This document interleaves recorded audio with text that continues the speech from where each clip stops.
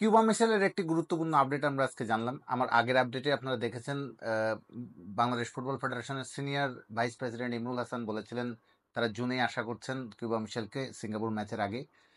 ইমরুল হাসান আজকে মিডিয়াকে একটা আপডেট দিয়েছেন কিউবা মিশেলের ব্যাপারে। কিউবা মিশেল এই মাসের 20 থেকে 25 তারিখের মধ্যে, মানে 20-25 মের মধ্যে তার মায়ের সঙ্গে বাংলাদেশে ভ্রমণ করবেন। কথাটা একটু খেয়াল করুন, ভ্রমণ করবেন বলেছেন। তো ভ্রমণ তো করতে যে কেউ আসতেই পারে। তার জন্য তো তার যে দেশের পাসপোর্টধারী, তিনি এই মুহূর্তে ব্রিটিশ পাসপোর্ট হোল্ডার। তো ব্রিটিশ পাসপোর্ট নিয়ে তিনি বাংলাদেশে ইজিলি ভ্রমণ করে যেতেই পারেন, এবং সেক্ষেত্রে তার ব্রিটিশ পাসপোর্ট হিসেবে অনারেবল ভিসা পেয়ে যেতে পারেন। তো বাংলাদেশে ভ্রমণের ক্ষেত্রে কিউবা মিশেল তার মাকে নিয়ে ঘুরে যাবেন। এটা অবশ্যই একদিক থেকে সিগনিফিকেন্ট যে সে বাংলাদেশের প্রতি যে টান অনুভব করেছেন এবং বাংলাদেশের প্রতি যে আগ্রহ তার তৈরি হয়েছে, সেটা সে একবার চোখের সামনে দেখে যেতে যাচ্ছেন। এটা খুবই ভালো দিক। কিন্তু সবচেয়ে গুরুত্বপূর্ণ যে প্রশ্নটা, সেটা তিনি কি জুনের ম্যাচ খেলতে পারবেন কি পারবেন না। শুধু ইমরুল হাসান নয়, সব সূত্র থেকেই আসলে এখনো পর্যন্ত আশার কথা বললেও নিশ্চিত আসলেই হওয়া যায়নি। কিউবা মিশেলের প্রক্রিয়াটা কেন এত দেরি হচ্ছে? অনেকে প্রশ্ন করছেন। সমিটটা এত দ্রুত হয়ে গেল, একদিনে ফিফার মতো জায়গা থেকে অনুমোদন চলে আসলো, তার পাসপোর্টটা কত কুইক হ্যান্ড ওভার হলো। সেক্ষেত্রে কিউবার প্রসেসটা কেন এত দেরি হচ্ছে, কেন? তাহলে কি সঠিক জায়গায় সঠিক লোকরা কি কাজ করছেন না? এরকম প্রশ্ন আমি দেখছি করা হচ্ছে, আমাকেও করছেন অনেকে। খোঁজ খবর নিয়ে যেটুকু জানলাম, যারা এই ব্যাপারে জড়িত বা যারা কাজ করছেন কিউবা মিশেলের ব্যাপারটা নিয়ে, তারা বলছে ভাই এটা সহজ না। কেন সহজ না? একটা প্রায় 50 বছরের পুরাতন একটা কানেকশন, যেটা ডিসকানেক্ট হয়েছিল প্রায় 50 বছর আগের, একটা বিচ্ছিন্ন হয়ে যাওয়া একটা সংযোগ ঘটানো। এটা ভাই তারের মতো সংযোগ না, এটা অনেক জটিল একটা সংযোগ ঘটানো হচ্ছে। সেটা একটু খুলেই বলি।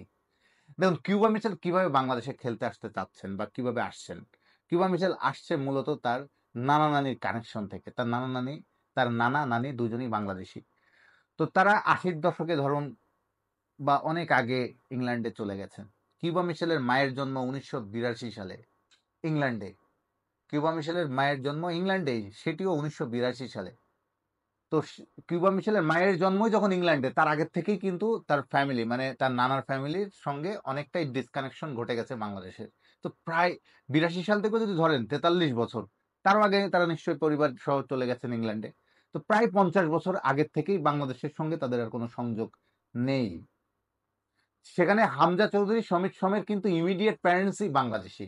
খেয়াল করুন, যদি সমিত সোমের এবং হামজা চৌধুরী ইমিডিয়েট প্যারেন্টস, মানে নিজের বাবা মা যদি বাংলাদেশি হয়ে থাকেন, তাহলে তাদের পাসপোর্ট হওয়াটা খুব ইজিয়ার তুলনামূলক।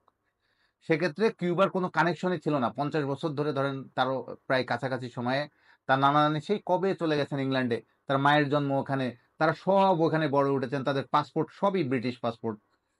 এর সঙ্গে আবার ক্যারিবিয়ান ব্লাডও আছে যেমন কিউবার। তো সব মিলে আসলে এই যে নতুন করে আবার সংযোগ ঘটানো, আগে তার নানা নানির প্রক্রিয়া শুরু করতে হবে, তারপরে তার মায়ের প্রক্রিয়া শুরু করতে হবে, তারপরে কিউবার প্রক্রিয়া। নানা নানির NID, dual citizenship, birth certificate সবই অ্যারেঞ্জ করা হয়েছে। এরপর তার মায়ের পাসপোর্ট প্রক্রিয়া শুরু করবে। মায়ের পাসপোর্ট প্রক্রিয়াটা এখনো শুরু হয়নি, যে যতটুকু খবর আছে আমার কাছে।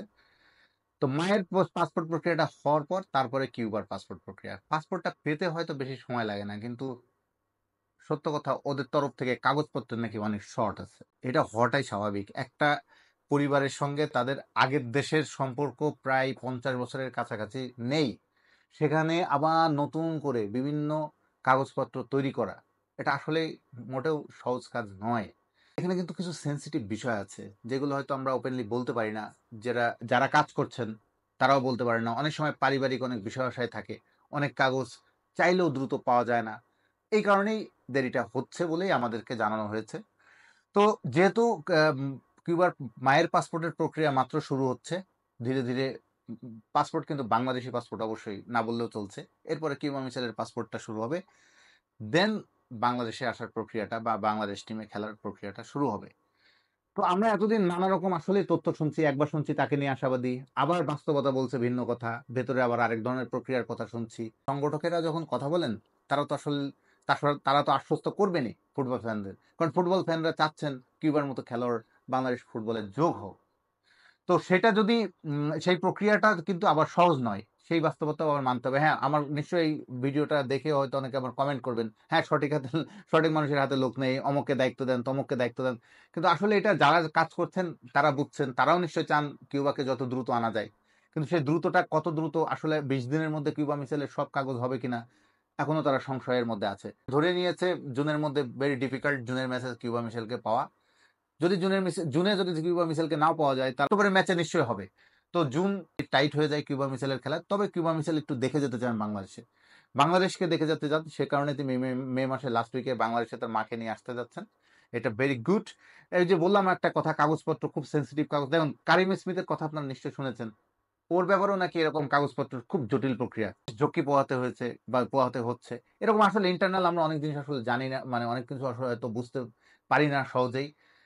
কিন্তু ভেতরে ভেতরে যারা এগুলো কাজ করেন তারাই বুঝতে পারেন এটা কতটা জটিল। এবার প্রক্রিয়াটা আসলে আর ২০ দিনের মধ্যে শেষ করতে পারবে কিনা, কারণ তার মায়ের পাসপোর্টটার প্রক্রিয়াটা কিন্তু পাসপোর্ট হতে বেশি সময় লাগে না। বাংলাদেশের যে সিস্টেম আপনারা জানেন, একটু ভালো তদবির বা খুব ভালো জায়গা থেকে একটু চেষ্টা তদবির করলে একটু দ্রুতই পাসপোর্ট পাওয়া সম্ভব, যেটা সমিত সোমের ক্ষেত্রে আমরা দেখেছি।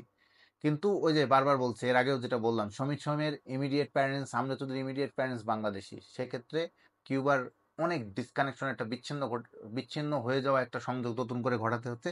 সেই প্রক্রিয়াটা শেষ হতে যতদিন লাগে তারপরে হয়তো পাসপোর্টটা পেয়ে যাবেন। তো আমাদের মনে হয় ফুটবল ফ্যানদের ততদিন একটু সময় দেওয়া বা অপেক্ষা করা উচিত। এতদিন কিউবা মিসাইলের জন্য এতই যখন অপেক্ষা করা গেছে, আরো কিছুদিন অপেক্ষা না হয় আমরা করি।